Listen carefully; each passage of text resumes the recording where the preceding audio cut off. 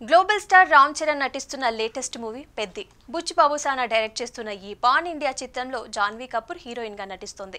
శివరాజ్ కుమార్, జగత్ బాబు, దివ్యేందు శర్మ కీలక పాత్రలు పోషిస్తున్నారు. వచ్చే ఏడాది సమ్మర్ లో రిలీజ్ చేయాలని శరవేగంగా షూటింగ్ ని కూడా పూర్తి చేస్తున్నారు.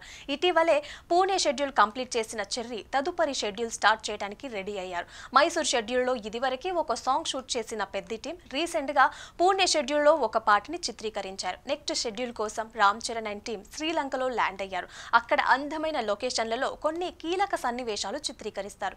అలాగే చెర్రీ జాన్వీల మీద ఒక సాంగ్ పిక్చరైజ్ చేయబోతున్నారని కూడా తెలుస్తోంది. ఇదే డ్యూయట్ ని మేకర్స్ త్వరలోనే ఫస్ట్ సింగిల్ గా లాంచ్ చేస్తారని కూడా టాక్ ఉంది. అయితే ఈ రోజు శనివారం కొత్త షెడ్యూల్ షూటింగ్ అయితే స్టార్ట్ కానుంది. ఇటీవలి కాలంలో కింగ్డమ్, మిరాయి వంటి సినిమాల షూటింగ్లు శ్రీలంకలో జరిగాయి. ఇప్పుడు పెద్ద టీం కూడా లంక దేశంలో షూటింగ్ చేస్తున్నారు.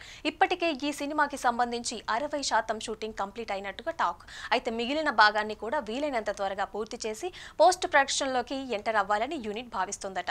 అలాగే పోస్ట్ ప్రొడక్షన్ మీద కాస్త ఎక్కువ ఫోకస్ పెట్టడానికి ఏఆర్ రెహమాన్ కి కావాల్సినంత టైం ఇవ్వడానికి కూడా ఈ నిర్ణయం తీసుకున్నారట. పెద్ద షూటింగ్ పరుగులు పెట్టడానికి రామ్ చరణ్ తన ఫ్యామిలీతో తగినంత ఎక్కువ టైం స్పెండ్ చేయాలని అనుకోవడం కూడా ఒక కారణమని అంటున్నారు. ఎందుకంటే రామ్ చరణ్, ఉపాసన దంపతులు మరొకసారి తల్లిదండ్రులు కాబోతున్నారనే శుభవార్తని ఇటీవలే అధికారికంగా పంచుకున్నారు. ఇక మెగా కోడలికి గ్రాండ్ గా సీమంతం కూడా చేశారు. కవల పిల్లలు జన్మిస్తారని వార్త కూడా వినిపిస్తుంది. అలాగే డెలివరీ డేట్ దగ్గర పడే టైంకి సినిమా షూటింగ్ పూర్తి చేసి తన సతీమణి పక్కనే ఉండాలని చెర్రీ భావిస్తున్నారట.